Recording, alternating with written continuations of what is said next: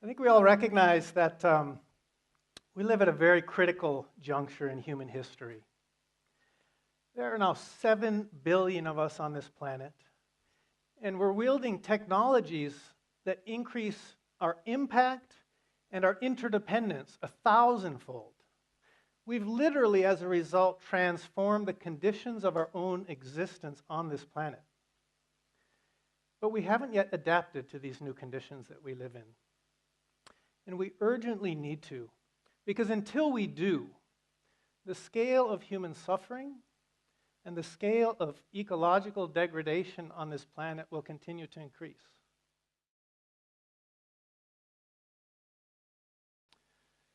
One of the things I believe we need to do in order to adapt to this new reality we live in is to move beyond what I call the culture of contest. The culture of contest is a culture that organizes almost every social institution as a contest with winners and losers. Today, most of us live in a culture of contest to varying degrees. We organize governance as a contest for power. We organize justice as a contest of legal advocacy. We organize the market as a contest of capital accumulation and consumption. We organize education as a contest for grades and recognition. We even organize many forms of recreation and leisure as mental or physical contests.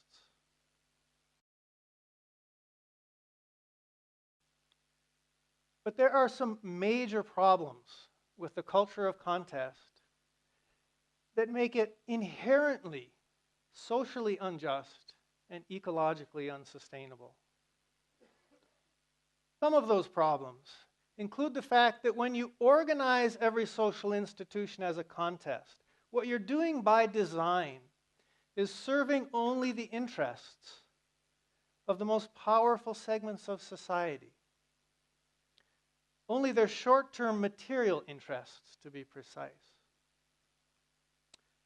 The culture of contest by design perpetuates social disparities. And as a result, it creates continuous cycles of conflict, instability, and crisis. Now, as a result of this conflict and instability, the culture of contest also prevents us from solving the increasingly complex problems that face us on this planet today as a result of our numbers, our technologies, our growing interdependence. Solving these increasingly complex problems requires the highest degrees of cooperation and collaboration over sustained periods of time between people with diverse insights, experiences, talents, and capacities. But the culture of contest sets diverse people against one another in ways that actually confound our ability to solve the increasingly complex problems facing us today.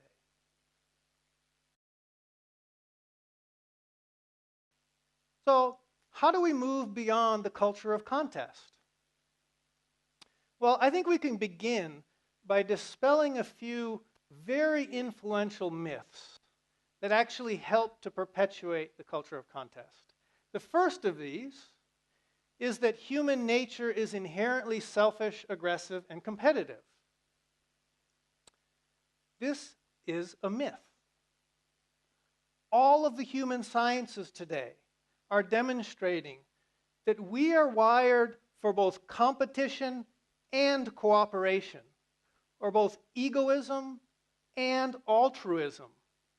And which of these potentials is more fully developed depends on how we're raised, on our social environment, on our education and training, on our social institutional structures and incentive systems, and on the choices we make as we navigate those systems.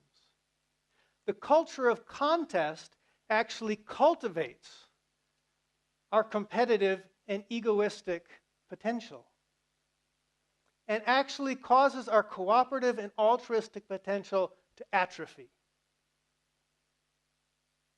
The second myth that helps to perpetuate the culture of contest is the myth that excellence, creativity, and productivity are best promoted through self-interested competition. Again, this is another myth. Humans are not only motivated by self-interest, nor is self-interest actually our most powerful motivation. Creativity and the pursuit of excellence are in themselves powerful, intrinsic sources of motivation.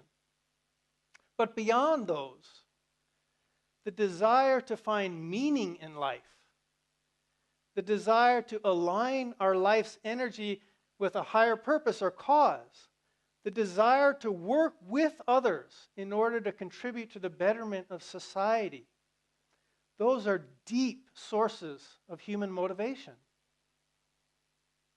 which the culture of contest fails to tap into. It's only when we tap into these deep wells of human motivation that we're going to actually release the true sources of excellence, creativity, and productivity in society. Now, the third myth that the culture of contest is premised on is the myth that competition is the driving force of evolution itself. This is just another myth. Evolutionary biologists are beginning to demonstrate that mutualism is an equally powerful, if not more powerful, evolutionary force. Mutualism gave us nucleated cells and multicellular organisms that are the basis of all complex life today. Mutualism gave us the balance of oxygen and carbon dioxide in our atmosphere today that sustain all complex life. Mutualism between species, which is abundant in nature, confers powerful survival advantages. And mutualism within species, which in human societies we simply call cooperation, also confers powerful survival advantages. This is one of the reasons our species has been so incredibly successful, is because we have unprecedented capacities for cooperation.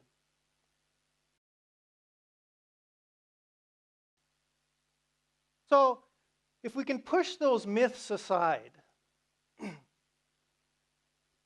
we can ask ourselves, how do we get beyond the culture of contest? Well, there's one strategy we've tried, and I think we've learned it doesn't work. Every time the culture of contest perpetuates some social injustice, which is all the time, because that's what it does by design, every time this happens, we can't simply respond with a culture of protest. Now, protest and other oppositional strategies of social change have undoubtedly led to some very important historical advances. We can all conjure up in our memory recent or distant examples of those. And it's entirely understandable that thoughtful, caring, well-intentioned people will respond to social injustices and oppression with protest and opposition. But in this age of ever-increasing interdependence, the culture of protest is reaching a point of diminishing returns. There are a number of reasons for this that I explore more deeply in my own research and writing. But the fundamental reason, and the simplest reason, is simply this. The culture of protest, ultimately, is just an extension of the culture of contest. They're part of one and the same thing. The culture of protest actually rests on the same underlying myths that I was just discussing. Engaging in a culture of protest actually reinforces those myths, and in the process, it reinforces the culture of contest itself, which is quite ironic because it's the culture of contest that's generating the injustices that are spawning the protest. So we can never truly move beyond the culture of contest simply by engaging in a culture of protest. What we can do is we can strive to develop a more universal culture of constructive agency. What I mean by that is a culture in which we're bending all of our energies in conscious and intentional ways toward the construction, the active construction of the world we want to live in, even as the old social order is falling apart around us in more ways than we can count. And we can exercise this constructive agency most effectively, I believe, if we focus our energies largely on three fronts. The first of these is the education and empowerment of young people in ways that help them recognize that in this interdependent world they've inherited, their own well-being is inextricably bound up in the well-being of the entire social body that they're part of. And in ways that also empower them to develop their fullest latent potentials in ways that they can contribute to this well-being. Now, this kind of education and empowerment needs to begin in the earliest formative years of childhood. But equally importantly, it needs to be extended through those critical periods of adolescence and youth if we want to begin to raise generations who can mature beyond the culture of contest in their minds and in their hearts and in their actions. The second front I want to mention that we can focus our constructive energies on is striving to develop more mature institutional forms and organizational structures. Because almost all of the institutions and organizations of the culture of contest can and will need to be reconstructed along more mutualistic lines in ways that actually foster and harness these latent potentials for cooperation and altruism that are in all of us and channel those energies toward the greatest good. The culture of contest fails to do this. The third front we can focus our constructive energies on is striving to develop more mature models of community life, models that reflect our organic interdependence as a social body, models that are informed by an emerging consciousness of the oneness of humanity, models that value and actually nourish diversity as a source of well-being, and models that embody justice as the central organizing principle. So the good news is that on all three of these fronts, if we look carefully enough, amidst the sort of chaos and turmoil of a culture of contest that really is in its death throes, if we look carefully enough, we can see emerging around this planet this culture of constructive agency, emerging in neighborhoods and villages everywhere. We would do well to seek that out, to actively participate, support, and encourage it, and widen the circle of those who are applying their energies in these ways. The first thing we're going to recognize as we do that, however, is that we actually know very little about how to advance on these three fronts in sustained and effective ways in the modern world on a global scale. We're profoundly ignorant of how to do these things because we didn't learn within the culture of contest. So the culture of contest ultimately needs to be coupled with a culture of learning. A culture of learning characterized by the active participation of ever-widening circle of protagonists at the grassroots of societies, not in the ivory towers, who are committed to purposeful, focused and systematic learning about how to advance on these three fronts. And again, the good news is that if we look carefully enough, we can see that such a culture of learning is also beginning to emerge in neighborhoods and villages around this planet. And we would do well to seek out, actively participate in these emergent processes. These are the ways we move beyond the culture of contest.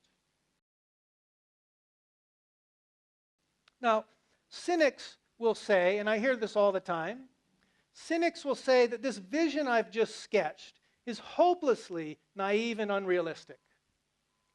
Because if you look at what I've said through the lens of the culture of contest, which makes these assumptions about human nature and competition and evolution and so forth that I was just talking about, if you look at what I've said through the lens of the culture of contest, of course it appears unrealistic. It's incompatible with those underlying assumptions. But remember, this lens is deeply problematic. In fact, all of the modern human sciences are beginning to disprove these underlying assumptions. But beyond that, this lens serves only the short-term material interests of a small portion of the Earth's population. What we urgently need to do is put aside that lens and take a sober look at the conditions of the world we actually live in and how we got here. And when we do that, I believe we can see that the truly naive and unrealistic view is that the culture of contest can continue indefinitely. Because the culture of contest is causing us to liquidate the ecological capital of the earth that sustains us in a frenzy of consumption and capital accumulation. Even as it locks us in these perpetual cycles of conflict and instability and crisis that prevent us from addressing the mounting and increasingly complex problems that face us in this interdependent age. That is naive and unrealistic to think that we can do that much longer. Moving beyond the culture of contest is an evolutionary imperative. And we can do this. We have the capacity. We've learned how to split the atom. We've learned how to map the genetic codes of life. We've learned how to send a man to the moon. We've learned how to probe the most distant parts of the universe. We have the capacity to learn how to move beyond the culture of contest. Thank you.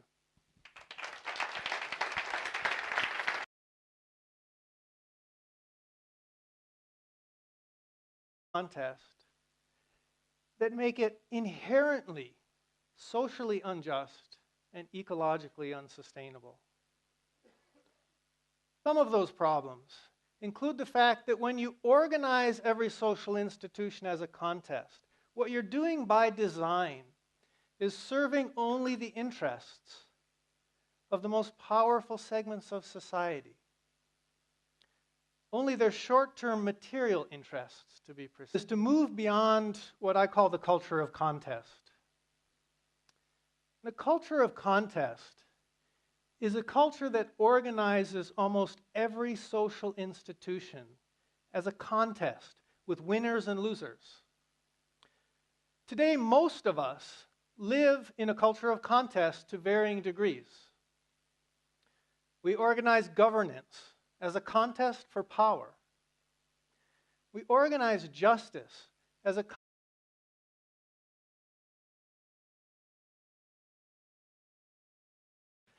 I think we all recognize that we live at a very critical juncture in human history.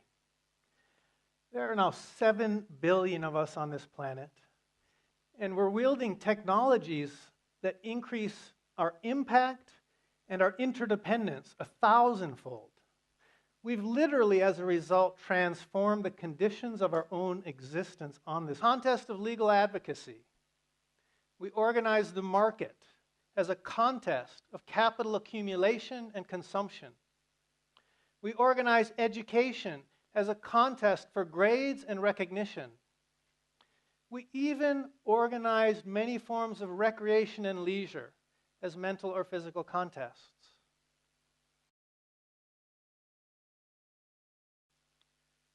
But there are some major problems with the culture of the planet. But we haven't yet adapted to these new conditions that we live in. And we urgently need to, because until we do, the scale of human suffering and the scale of ecological degradation on this planet will continue to increase.